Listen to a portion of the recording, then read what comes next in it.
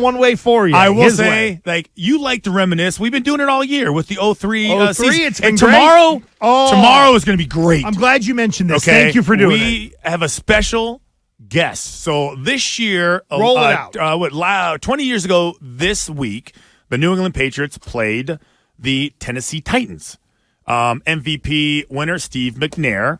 If he's coming on, that's a scoop. No, he's not. Should I mention who it is? That's fine. Yeah. Kevin Carter won a Super Bowl with the Rams and obviously was a big presence on that Tennessee Titan team.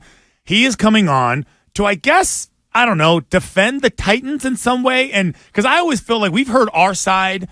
I would like to hear what the other side was thinking while the game was going on, how they thought about the Patriots, what they thought was, their issues, like how dangerous we were as an offense, because we weren't. How nervous were they about their game plan. So Kevin Carter will be joining us at 12:20 tomorrow, and he will be on Zoom, so all the Twitchers can watch it. Oh, that's awesome. All the Twitchers can watch it, and that is great. And we're just going to beat the crap out of him.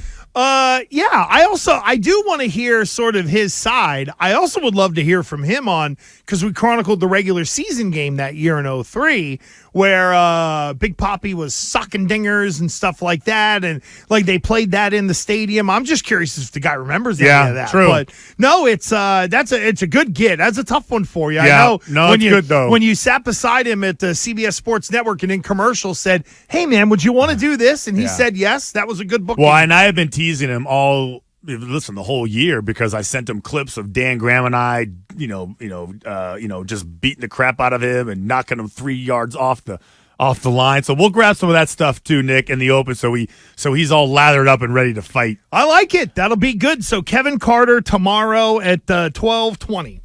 That'd be awesome. And it'll be a part of what has been. Yeah, so now we're going to reminisce. A fantastic series of 03 look back and WEEI's coverage of the football postseason brought to you by Wise Snacks. No one does crunchy, salty, or cheesy better than Wise Snacks. And, of course, that would count as playoff coverage since we're talking about playoffs from 20 years ago. One of my favorites, the doctor, the good Dr. Glenn Rivers. Not a real doctor, only given the nickname, and, well, he is run with it. He's now known as Doc Rivers. Nobody has given him like a honorary degree as a real doctor? Nope, I don't think so. I got to get my larynx fixed. Yeah, I don't. That's a good question. I should look and see. You would think that somebody would have given him an honorary doctorate degree or some Brandeis or whatever, Dean College. Well, when he, when Doc got out of town and was like, I want to go to the Clippers, I think everybody's like, all right, well, we'll wrap that up. Cal State Fullerton or whatever. You would think that that would be kind of like low-hanging fruit for a lot of these schools. Hey, you want some free publicity? Yeah. Give someone a doctorate like that. I think like USC did it with Will Ferrell. Yeah. Can't get one for Doc Rivers. Oh, yeah. Yeah, Will Ferrell got one. I know it's but funny he's but still. He's probably tied into USC a lot and donated money. Yeah. Oh, that's true. I want my kids to get it. Well, you know what? Like they were, do you know at the Rose Bowl, it's like the Herb Street family broadcast booth, which is, I think they exactly. What? I'm pretty sure at the Rose Bowl, somebody Google it.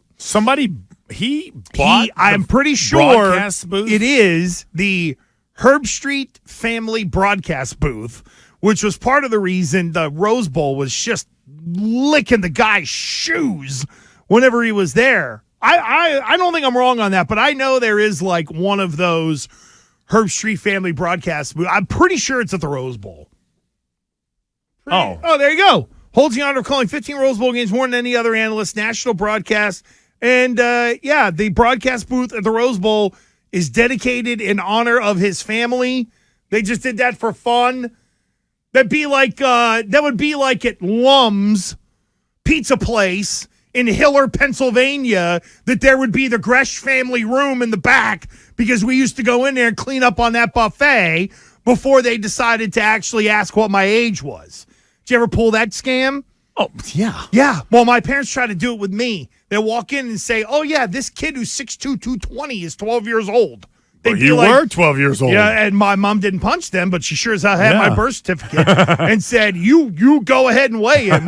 $2.25 for pizza, you're going to lose. But like that, anyway, I don't know. I don't want to go on the big rant. Okay. You found this. So Doc was doing like a retrospective with Nesson, correct? Yeah, and I think that's where this has come from? Yeah, I lost where I actually wrote it. Yeah, it was on Nesson. It was like, I don't know, Jesus, like something perspective. No, it's fine. Players' perspective. Players' perspective. So basically, they just sit there. It was quick. It wasn't very, 6 minutes long, but we cut it up. So we had 3 different aspects of it.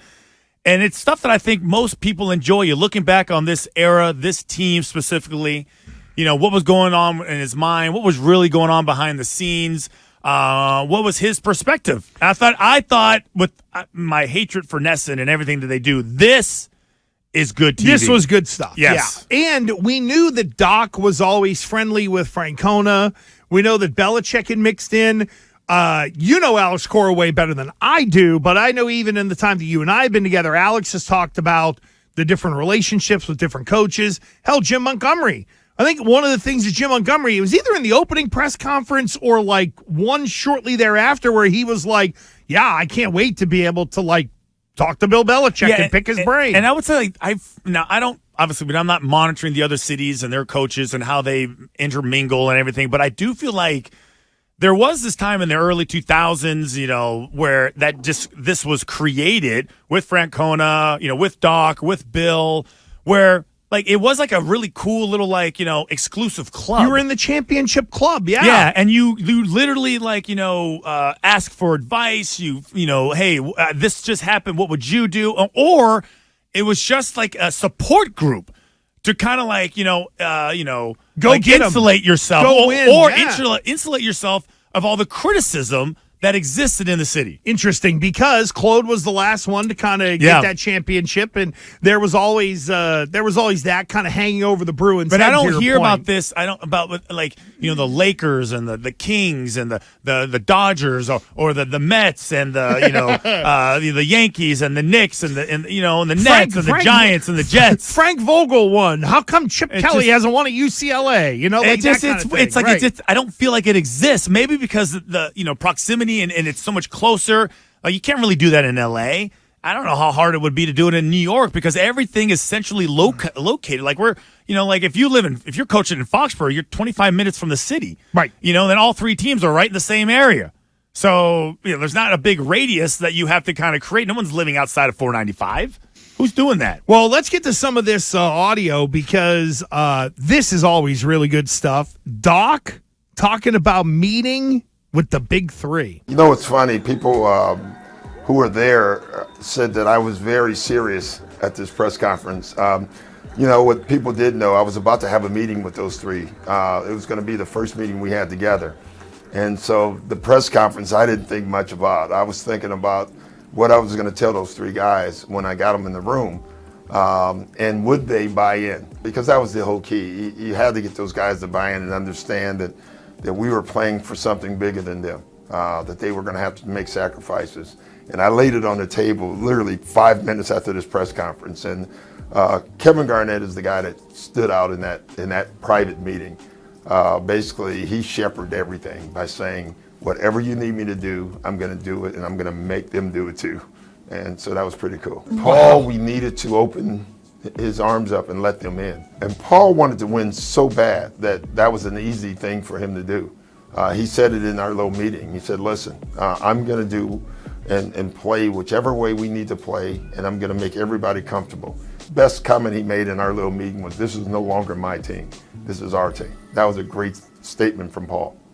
It feels like KG and Tom Brady had a similar personality, even though they communicated differently. I would agree with that. I would agree with that. That to me is just interesting to me, like just how it all came about. You have 3 of the most important players on the team. It's notoriously it's Paul Pierce's team. You adopt these 2 guys and a coach, and you're like, okay, and it's similar to the Celtics now. Like now that everybody's got their contracts, everybody's willing to do whatever it takes I don't need to be the scoring leader. I don't need to make an all-star team. I don't need to do this. I just want to win. Well, now I got my money, so now everyone's willing to sacrifice and do what's right and to really, truly create a team atmosphere. Because ultimately, the number one word in any team atmosphere is sacrifice. Everybody has to sacrifice. And I know that it is something that Terry Francona has gotten on, something Bill Belichick has talked about. And let's jump to the Doc relationship with those guys. Because, Christian, you're right. Everybody, it's everybody pulling the rope the same way, to use a different kind of analogy or whatever. But here was Doc on the relationship with Bill and Terry Francona, and maybe a little something about fans. Oh, it was a city of winners. It was awesome. It really was. Bill and Terry and I kind of forged a little group that we would hang out at times together. Terry and I got really close when I was here, after games. I lived across from Abe's and Louie's, and Terry's place was the bar at Abe's and Louie's. And so after wins and losses, sometimes he'll text me and just text across the street. And I would just walk across the street and then have a drink with him. So those are really special times. Kids don't grow up. Kids who grew up in that time probably think that you win all the time. They just think that's the way it is. Now they probably realize, no, winning's hard. From that period in Boston, it just looked easy. No, Doc, I would say that I don't think enough people realize how hard winning is. I am shocked, and maybe there is and I missed it, that there are more photos of Doc and Francona sitting at a bar. Before cell phones. Sharing a belt. Well, no, before he said he texted him. You could I know, but the hardcore, flip phone, maybe it was a flip phone 08, 07, 08. Yeah, you still have the ability to take video right. and stuff. I'm just surprised that maybe it's more the internet dissemination of it all. But it is interesting that all those guys, there's a kinship there. There's a movie in this with those three. There's a who Netflix. Plays Claude? It doesn't. He's not really involved. Well, The he Three would be. Musketeers of Boston. Yeah, it would be. There's something there. It might be two with another guy. Imagine the conversation. Join. Yeah, 2.5. There you go. So does Bill? If Bill shows up, is that like, oh, it's really special? Oh yeah. It's like, okay, I got Bill's coming this time. Okay, wow. Oh yeah. He never shows up. He's the guy that never shows up. Or no, here's what it is. I think it would be Francona texts Doc across the street. And then they lead Doc into the back area where when Doc gets there, Terry's not at the bar. He's in the back because Bill's there. And then they're all, look, Francona's drinking beer. I'm not coming off of that. What would be the drink for Doc? Think it'd be hard liquor? I think it'd be someone he can sip. Like, I don't. Something that he can just kind of like milk. Yeah, because I would envision Terry Francona just being like, yeah, give me a Bud Light out of the tap or whatever, right? Yeah. I'm not envisioning that of Doc. He walks in and orders something. Now, Belichick, I have no guess. Can you imagine, though, like you're just at Abe and Louie's? You go for dinner. And then because I'm a big bar guy, even if I'm just going with my wife, I like really? sitting at the bar. There's just lots of action. Well, yeah, that's how you can send drinks back. I think my wife and Christian are somehow related. I like sitting at the. She drags me to the bar. Like, I like the bar. If we go, so she's like, let's sit at the bar. I'm like, the bar has the most action. Yeah, which is why I want a booth. And I want to be tucked in. It is closer to the TVs, too. Closer to the TVs, but you got to be real disciplined and not looking at it if you're on a date. And the other aspect of it is, if you want to drink, it takes 2 seconds. It takes 2 seconds. You're done. Your drinkers, the bartender, you have a nice little relationship with. They're hooking you up. They're talking as they're making it. Bam, that sucker's right there in your hand. That's the way to play. You want to go all the way in the back where no one can see you. Yeah, like a booth where I could turn my back and only see one certain way. Well, you got to see the door. You always have to see the door. No. You have your back to the door? Yeah. Oh, you're insane. Never in my life will I have my back at a door in a restaurant. Wait, don't you want to know who's coming in? Like, something bad is about to happen? You got to be on the run. You're serious? Other people would indicate that something bad would be happening. Yeah, Doesn't matter. Exactly. It's the one time that it does. I want to be prepared. Yeah. I think that is a fatal flaw, Gresh. What, wanting to sit in a booth and be tucked in a corner and I'm all only fine. have certain people And being plus, able to see me? The booth is just a dangerous place. What if you're in the middle of the booth and everybody, something does come through the door and something is bad about to happen, then everybody else gets free. You're stuck in the middle. You can't get away. I'm large enough that I would figure something out. If a table needs to be moved, broken, lifted, whatever, and because it was a real fight or flight situation, then I'd be okay. Let me ask you a question. They don't give you a booth. They give you and your wife. They give you a table for two. And you're facing each other. Do you move the chair and sit right next to her, or do you No. We would sit across. She's also a lefty, so I would only be able to go to one side of the table so she could eat. Like if we were to sit together in a booth, I'm always inside because I'm a righty. She's always to my left because she's a lefty. See, we switch it around, it would screw everything up. See, I pulled the Mac Daddy move. I pulled the chair right next to her. I say, I gotta be able to touch you, baby. We gotta sit right next to each other. That's more insane than sitting with your back to the door. I will not sit with my back to a door in a restaurant. That's like knowing you're getting in. That's I don't.